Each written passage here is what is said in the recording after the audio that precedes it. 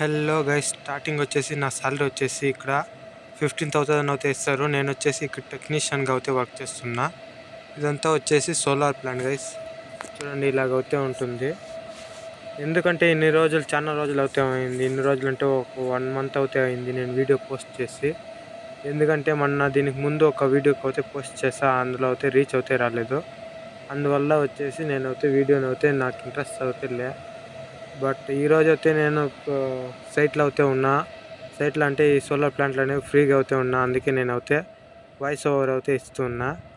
ఈ వీడియో చూస్తున్నాక ఇదంతా ఈ నడం రెడీ చేసింది.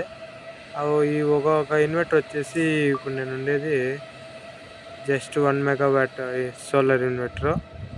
ఇది వచ్చేసి ఫామ్ గన్ను, అంటే కాంట్రాక్ట్ పైప్ లోపల ఫ్లో గన్ పోయి వైర్ కొట్టుకుండా ఉండే దీనికి ఇది కొడతారు, బ్లాక్ అవుతుంది.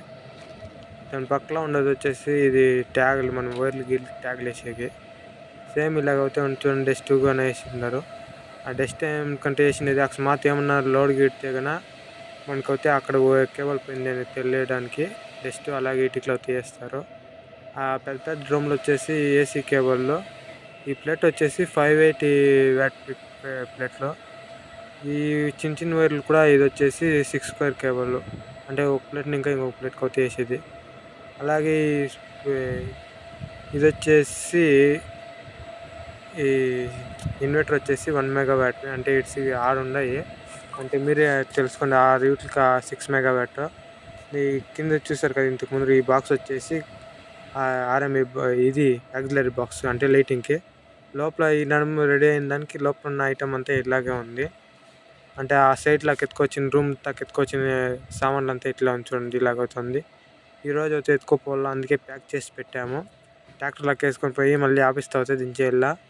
ఆయిల్ వచ్చేసి ట్రాన్స్ఫార్మర్కి అయితే ఆయిల్ ఫిల్టర్ చేశారు. అందుకే చూడండి, ఇలా వీడియో కాల్ అంటే వ్యూస్ వస్తే కానీ వీడియో అయితే చేయొచ్చు. వ్యూస్ రాకుండా ఏం యూజ్ అయితే ఉండదు, మోటివేషన్ అయితే ఉండదు. అందుకే నేను వీడియో అయితే చాలా రోజులు అయితే అయిపోయి 15 రోజులకు పైన అయింది.